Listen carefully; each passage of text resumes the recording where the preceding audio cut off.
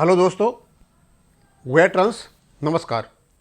मैं आपको बताना चाहूँगा कि पेंशन रेगुलेशंस 1995 उसका बहुत गहन अध्ययन करने के बाद एक्चुअली मैं इसका लीगल इंटरप्रिटेशन कर रहा हूँ।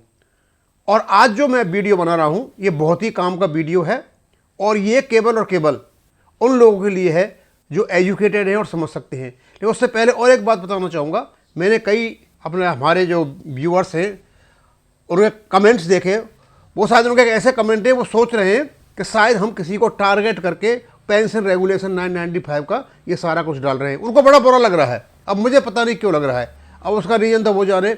आज हम दो चीज़ों पर बात करेंगे। क्या रूल 56 रेजिडुअरी प्रोविजन एक रेलिवेंट फैक्ट है हमारे सिंगला साहब वाले केस में, या इररेलेवेंट फैक्ट है? रेलिवेंट फैक्ट हो तो कोई बात नहीं है। इररेलेवेंट फैक्ट को रेलिवेंट फैक्ट कैसे बनाया जाता है एक तो बताऊंगा, और दूसरा क्या आईबीए को जो पेंशन फंड हैं उसके कैलकुलेशन के लिए, उसके आकलन के लिए क्या एक्चुअली अपॉइंट करने का अधिकार है, नहीं है। अब सबसे पहले तो वहां आता हूं, क्यों जब भी कोई केस लड़ा जाता है कोर्ट में तो उसके लिए प्रूफ देने होते हैं, उनको हम रेलिवेंट फैक्ट कहते हैं। और जो केस लड़ा जा रहा है उसको फैक्ट इन इश्यू कहते हैं। ये लैंग्वेज, लीगल लैंग्वेज है। ये फैक्ट इन इश्यू है कि हमारा पेंशन अपडेशन होना चाहिए, केस सिंगला साहब का चला हुआ है। और यदि इसमें यह लिखा होता कि पेंशन अपडेशन होगा और ये नहीं दे रहे होते तो रेलिवेंट फैक्ट आपके पेंशन रेगुलेशन में ही मिल जाता। अब क्योंकि ये जो रेजिडुअल इश्यू है, प्रोविजन है, इसमें डायरेक्टली नहीं लिखा हुआ है, इनडायरेक्टली लिखा हुआ है, तो वो एक इररेलेवेंट चीज है क्योंकि उससे डायरेक्टली लिंक नहीं है लेकिन इनडायरेक्टली लिंक्ड है। अब मैं बताऊंगा ये कैसे है। आपको बताता हूं कि जैसे एक आदमी ने चोरी की, किसी का मोबाइल गुम हो गया और जिस आदमी पर शक गया उसको पुलिस ने पकड़ लिया। उससे पूछा कि भाई तुमने इसका मोबाइल लिया या नहीं लिया। अब जब उसको पकड़ लिया तो उसके घर पे पुलिस इंक्वायरी के लिए गई। जब पुलिस घर पे इंक्वायरी के लिए गई तो पता चला कि उसके घर पे 10-12 फोन चोरी के मिल गए। उन 10-12 फोन चोरी के में वो फोन नहीं था जिसकी उस व्यक्ति ने रिपोर्ट की थी। अब ये हमारे कानून में निहित है कि हालांकि ये 10-12 फोन जो मिले हुए इररेलेवेंट हैं, ये उस फोन के लिए जो वास्तव में जिसकी चोरी की रिपोर्ट हुई है, लेकिन ये इसमें यह माना जाएगा कि आपके यहां पर आप चोरी करते हो, चोरी का माल मिला, ये है रेलिवेंट, लेकिन ये रेलिवेंट फैक्ट यानी ये एविडेंस माना जाएगा कि ये रेलिवेंट है।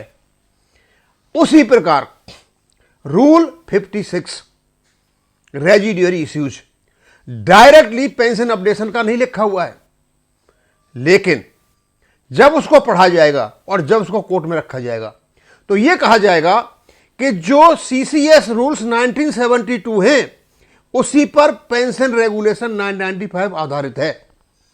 क्योंकि सीसीएस 1972 में पेंशन अपडेशन का प्रावधान है, अतः पेंशन रेगुलेशन 995 में पेंशन का प्रावधान होना चाहिए। यानी इररेलेवेंट होते हुए भी ये रेलिवेंट फैक्ट है इसमें, इस केस में ये इसका लीगल इंटरप्रिटेशन है और ये 100% सही है।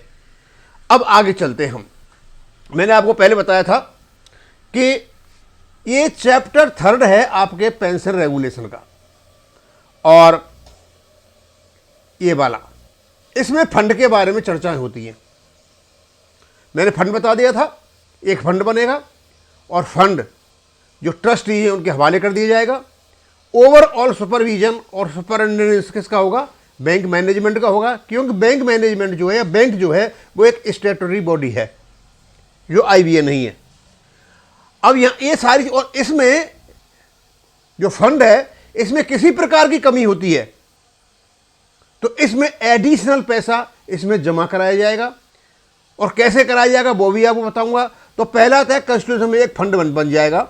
दूसरा है liability of the provident fund trust. अब इनकी लायबिलिटी ये होगी कि इस फंड से जो पेंशनर्स हैं, फैमिली पेंशनर, उनको उनकी पेंशन का भुगतान होगा, ये उनकी लायबिलिटी होगी।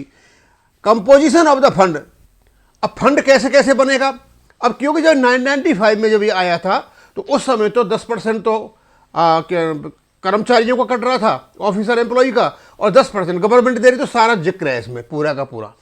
और जिक्र देकर इसका फंड बनेगा और फंड ट्रस्टीज के पास चला जाएगा और ट्रस्टी इसको मैनेज करेंगे। अब इसमें बहुत इंपॉर्टेंट चीज ये है, इस फंड में द एडिशनल एनुअल कंट्रीब्यूशन, जो ये 10% कटेगा इसके अलावा, और बैंक जो देगा 10%, उसके अलावा एडिशनल कंट्रीब्यूशन होगा किसका, annual contribution may by the bank in accordance with the provisions contain regulation 11। जो रेगुलेशन 11 है उनमें जो दे रखा है उसके अनुसार एडिशनल पैसा दिया जाएगा। यानी 10% बैंक का कटेगा, 10% एम्प्लॉय कटेगा, उसके अलावा हर साल एडिशनल पैसा दिया जाएगा रेगुलेशन 11 के अनुसार। अब रेगुलेशन 11 को मैंने थोड़ा सा बड़ा कर दिया है और इस पर मैं थोड़ा सा जोड़ दूंगा। अब इसमें क्या है, actuarial investigation of the fund. ये जो फंड है जिसको ट्रस्टीज मैनेज कर रहे हैं, इसका एक एक्चुअरी नियुक्त किया जाएगा और इसका इन्वेस्टिगेशन करेगा कि पेंशन देने के लिए पर्याप्त फंड है या नहीं, कहीं कम तो नहीं पड़ रहा है कुछ भी, सारा का सारा क्या। अब ये क्या करेगा, the bank shall cause an investigation to be made by an actuary into the financial condition of the fund, कि फंड की फाइनेंशियल कंडीशन क्या है, एक एक्चुअरी नियुक्त किया जाएगा। अब यहां पर क्योंकि यदि सारी यूनियन मिलकर के और आईबीए आपस में एग्रीमेंट कर लेते हैं और दस्तखत कर लेते हैं, तो क्या यह एग्रीमेंट वैलिड है? बिल्कुल नहीं है, जब तक बैंक का मैनेजमेंट उसको अप्रूव नहीं करता। यह जनरल ऐसे ही है जैसे लोकसभा में बिल पास हो जाते हैं, एक्ट पास हो जाता है, वो एक्ट जब तक एक्ट नहीं बनता, जब तक कानून नहीं बनता, तब तक प्रेसिडेंट साहब दस्तखत नहीं कर देते हैं। प्रेसिडेंट साहब के दस्तखत करने के बाद एक्ट बनता है, अदरवाइज वो उसके बाद में उसका नोटिफिकेशन आता है। तो ये लगभग ऐसे ही है कि ये चाहे कितना ही काम कर लें आईबीए वाले, ये यूएफबी वाले, लेकिन जब तक बैंक जो एक रेगुलेटरी बॉडी है, एक स्टैट्यूटरी बॉडी है, जब तक उसको अप्रूव नहीं करेंगे तब तक, इसका मतलब ये हो गया कि फंड का इन्वेस्टिगेशन करने के लिए एक्चुअली बैंक करेगा, ना कि आईबीए। एक बात क्लियर। इसलिए जो सिंगला साहब वाले केस में आईबीए ने यह कहा था कि हम दिखाएंगे फंड कितना है कितना नहीं है, एक्चुअली रिपोर्ट करेंगे, वो उनका एक कुतर्क था, एक फैलेसी थी। अच्छा, एवरी फाइनेंशियल ईयर ऑन 31 मार्च को उसका फंड का आकलन होगा कि कितना उसमें चाहिए, कितना नहीं चाहिए, कितनी कमी पड़ रही है।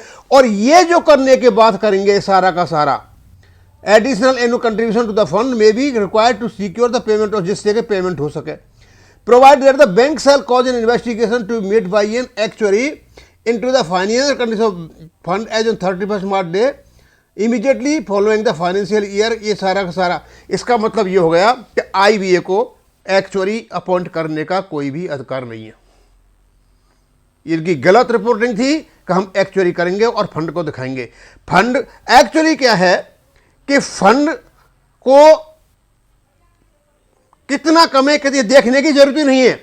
एक्चुअली यदि आईबीए या बैंक करे तो उस काम के लिए करना चाहिए कि पेंशन अपडेशन के लिए कितना फंड देना है, ये काम एक्चुअली को सौंपना है, न कि एक्चुअली को यह काम सौंपना है कि भाई इस फंड से पेंशन 20 साल की नहीं दी जा सकती है।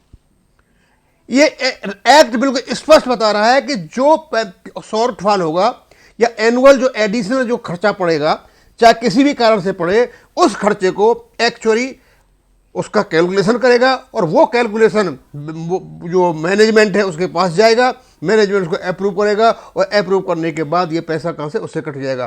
तो दो बातें समझ में आ गई स्पष्ट रूप से। एक तो ये कि आईबीए को बैंकों के फंड्स को एक्चुअरी के द्वारा असेसमेंट कराने का कोई भी अधिकार नहीं है, क्योंकि हर बैंक के अलग अलग फंड हैं, उसको एक एक्चुअरी कर भी नहीं सकता। और क्योंकि हर साल एक्चुअरी इस फंड का 31 मार्च को इसका आकलन करेगा, असेसमेंट करेगा, उसकी report management board of management को देगा, बोर्ड ऑफ डायरेक्टर को देगा, वहाँ से अप्रूव होगा और वहाँ से पैसा कटेगा। हमको अब तक जो बताया गया कि जब आईबीए कराएगा, ये आईबीए का तो कोई रोल ही नहीं है। IBA it not a statutory body, not a regulatory body, और आईबीए हर मतलब बैंकों का जो बोर्ड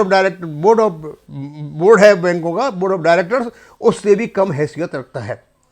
तो इसका मतलब ये हो गया कि मैंने ये सारी चीज़ें आपके सामने रख दी हैं कि हमारे केस में बहुत बड़ी दम है। इस केस को यदि प्रॉपर तरीके से लड़ा जाए, और इसमें ही निहित है, मतलब इनडायरेक्टली जो इरेलीवेंट फैक्ट हैं वो ही रेलिवेंट फैक्ट हैं 56 में, जो मैंने आपको शुरू में बताया था। और हम मान के चलते हैं कि संगला साहब का केस आ रहा है 20 मार्च को, और ये हमारे वकील साहब के ऊपर है यदि इस चीज़ को प्रॉपर तरीके से रखा जाए। हालांकि इरेलीवेंट फैक्ट है लेकिन फिर भी रेलिवेंट है, और जो फंड हैं बैंक के, ओवरऑल उसका सुपरविजन बैंक मैनेजमेंट के पास होता है, लेकिन उसको मैनेज करने के लिए इन्होंने एक ट्रस्ट बना रखा है। ट्रस्ट सारा हिसाब लगाता है और कितना पैसा इनको जरूरत पड़े उसको एक्चुअली करेगा, और एक्चुअली का अपॉइंटमेंट बोर्ड ऑफ डायरेक्टर्स करेंगे, वो बैंक का मैनेजमेंट करेगा, न कि IBA करेगा। अब इसको मैं यहीं खत्म करूंगा। थैंक यू, धन्यवाद।